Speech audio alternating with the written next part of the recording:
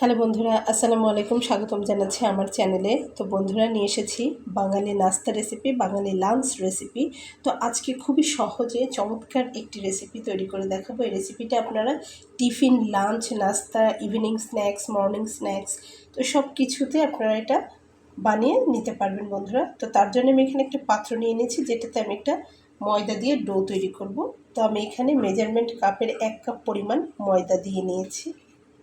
আপনারা চাইলে এটা আটা দিয়ে তৈরি করতে পারবেন, তবে ময়দা দিয়ে তৈরি করলে একটু ভালো হবে। তো বন্ধুরা, ময়দাটা দেওয়ার পরে এখন আমি এটাতে অ্যাড করব স্বাদ মতন লবণ। লবণ ছাড়া কোনো কিছুই খেতে ভালো লাগবে না, তাই স্বাদ অনুযায়ী লবণটা দিয়ে নিতে হবে। তো এরপরে আমি দিয়ে নেব সামান্য কালো জিরা। 3 আঙ্গুলের 1 চিমটি পরিমাণ কালো জিরা আমি এখানে দিয়ে নিলাম। আপনারা চাইলে এখানে সাদা তেল দিয়ে ডোটা মেখে নিতে পারেন। তো এখন আমি এর ভেতরে দিয়ে নেব 1 টেবিল চামচ পরিমাণ সাদা তেল, এবং এটা দিয়ে সুন্দর একটা সফট ডো আমি এখানে তৈরি করে নেব।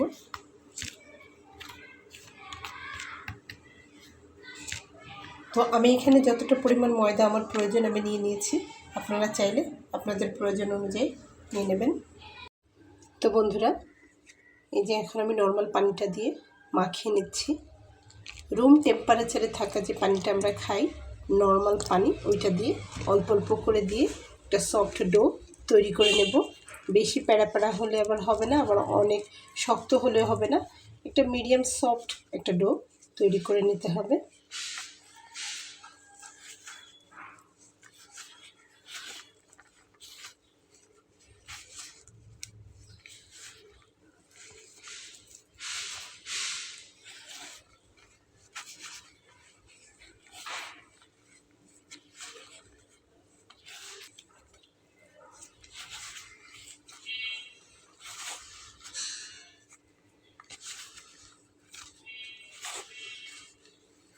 সুন্দরভাবে মুথে ডোটা তৈরি করব।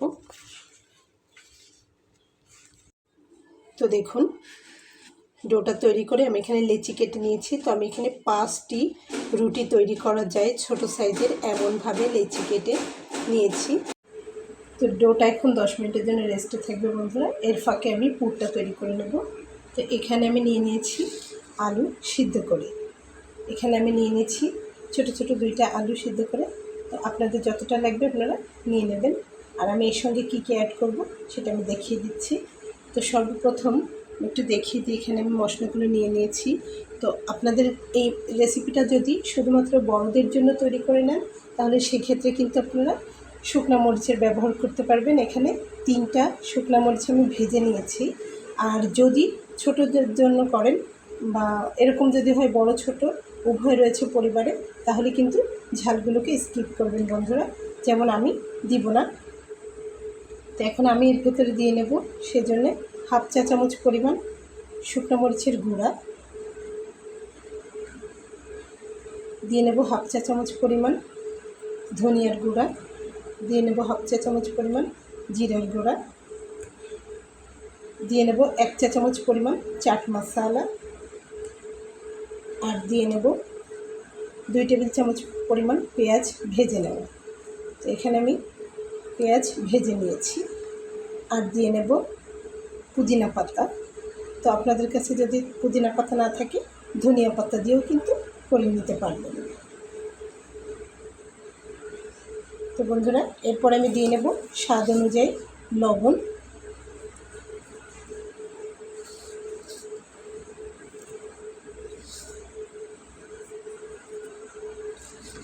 লবণটা দিয়ে এটাকে খুব সুন্দর করে মাখিয়ে নিতে হবে।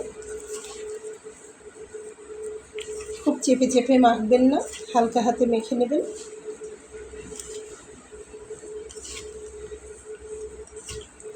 ভাজা পেঁয়াজ দিলে এই রেসিপিটির সুগন্ধটা অনেক ভালো আসে, তো সেই জন্যে ভাজা পেঁয়াজ দিয়ে নিলাম।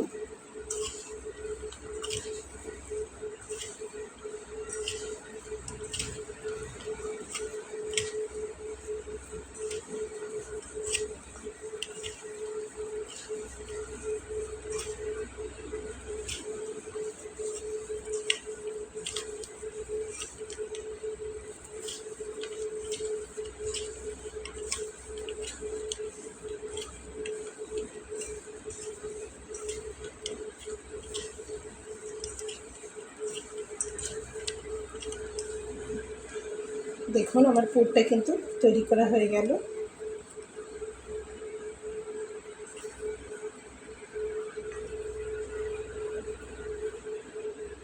দারুণ চমৎকার স্বাদের হয়েছে। একটু লবণ চেখে দেখবেন আপনারা এরকম পর্যায়ে এসে। লবণটা কিন্তু কম বেশি হলে ভালো লাগবে না, একদম সঠিক মাপে হতে হবে। সেজন্য প্রথমে অল্প লবণ দিয়ে মাখিয়ে নিয়ে একটু চেখে দেখবেন। এখন এটাকে একটু সাইডে সরিয়ে রাখবো এবং ডোটা দিয়ে সুন্দর পাতলা করে মিডিয়াম সাইজের রুটি বেলে নেবো বন্ধুরা। তো বন্ধুরা এখন আমি এখান থেকে একটা করে ডো নিয়ে পাতলা করে মিডিয়াম সাইজের রুটি তৈরি করে নেব এবং অল্প অল্প করে গুঁড়া দিয়ে। তো দেখুন আমি এখানে রুটিটা তৈরি করে নিচ্ছি 10 মিনিট রেস্টে রাখার জন্য। কতটা সফট হয়ে গেছে ডোটা।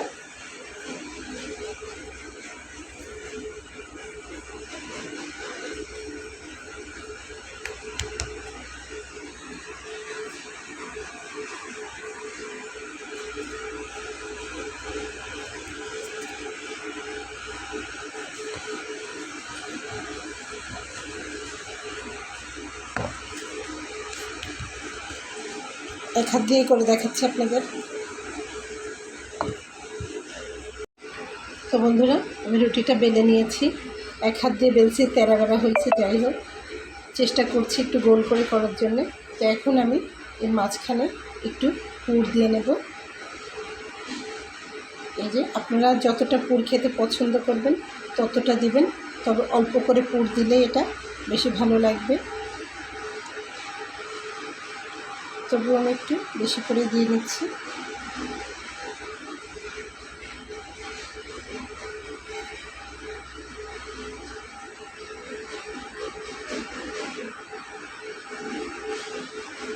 তো দিয়ে নিলাম। তো এখন এটাকে ফোল্ড দিতে হবে। দেখুন এক হাত দিয়ে দিতে একটু সমস্যা হবে, তবুও আমি আপনাদেরকে বোঝানোর জন্য চেষ্টা করছি সঠিকভাবে দেওয়ার।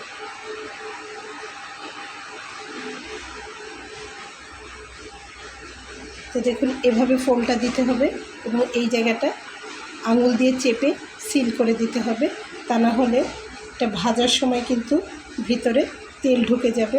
দেখুন এই যে ভিতরে তেল ঢুকে গেলে কিন্তু খেতে ভালো লাগবে না, সেজন্য এই সিলটা খুব সুন্দর করে করে নেবেন। এই যে এভাবে 3 কোণা, এবং এটাকে পুনরায় চেপে বন্ধ করে দিতে হবে।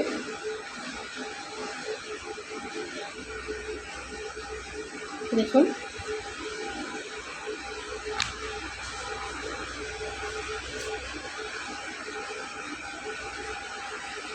এরকম 3 কোণা। তো আশা করছি আপনারা বুঝতে পেরেছেন। তো আমি এভাবে সবগুলোকে তৈরি করে নেব।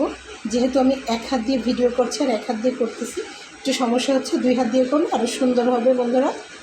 তো আমি করে আপনাদেরকে দেখাচ্ছি, সঙ্গেই থাকুন। তো বন্ধুরা দেখুন এখানে আমি বেলে নিয়েছি এবং একটার উপর আরেকটা রেখেছি, সেজন্য আমি অল্প একটু গুঁড়ো দিয়ে নিয়েছি যাতে লেগে না যায়। তো এখন এগুলোকে ভেজে নেওয়ার পর্ব।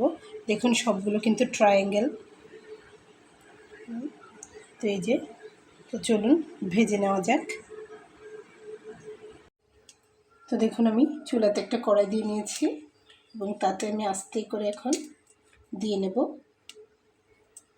আমি কিন্তু কোনো তেল দিইনি, জাস্ট আমি প্রথমে এভাবে দিয়ে নিলাম। এখন আমি এটাতে তেল দিব অল্প পরিমাণে। অল্প পরিমাণ তেলেই কিন্তু এটা ভাজা হয়ে যাবে, আবার কেউ চাইলে তেল ছাড়াও ভেজে নিতে পারে। তো আমি এখানে প্রায় 1 টেবিল চামচ পরিমাণের তেল দিয়ে নিলাম।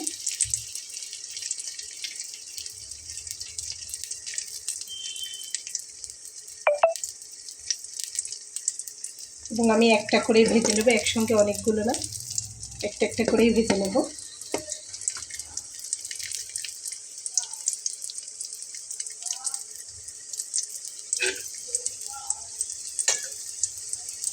আর একটু হবে, তারপরে আমি উল্টে দেবো। তো বন্ধুরা দারুণ মজার নাস্তা রেসিপিটা আশা করছি আপনাদের ভালো লাগবে। তো এটা কিন্তু পুরটা দেওয়ার পরে আর আমি বেলিনি, প্রথমে একটু ভালোভাবে বড় মতো বেলে নিয়েছি। দেখুন এটা আমি এখন তুলে নিচ্ছি, এটা হয়ে গেছে। ভেতরের পুরটা তো আর সিদ্ধ হওয়ার কিছু নেই, জাস্ট রুটিটা ভাজা হলে দেখুন আমি এটা তুলে নিচ্ছি এবং আমি দ্বিতীয় আরেকটি দিয়ে নিচ্ছি।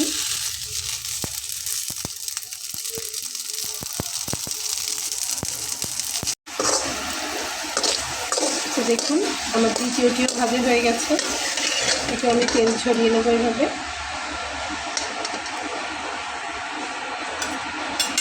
এবার দিয়ে দেব 3 নাম্বারটা।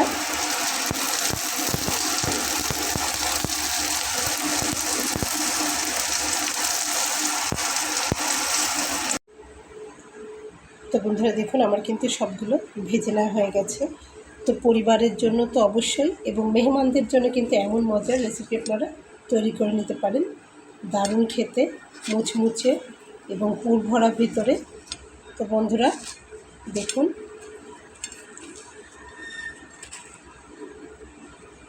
এবং যেহেতু এটাতে ঝালের পরিমাণ কম রয়েছে, বাচ্চা বড় সবাই খুব ভালোভাবে এটা খেতে পারবে অনায়াসে। তো বন্ধুরা রেসিপিটি যদি আপনাদের ভালো লেগে থাকে তো আমার ছোট্ট চ্যানেলটিকে সাবস্ক্রাইব করে সঙ্গে থেকে যাবেন। দেখা হবে পরবর্তীতে নতুন কোনো ভিডিও নিয়ে, সেই পর্যন্ত ভালো থাকবেন। আল্লাহ হাফেজ।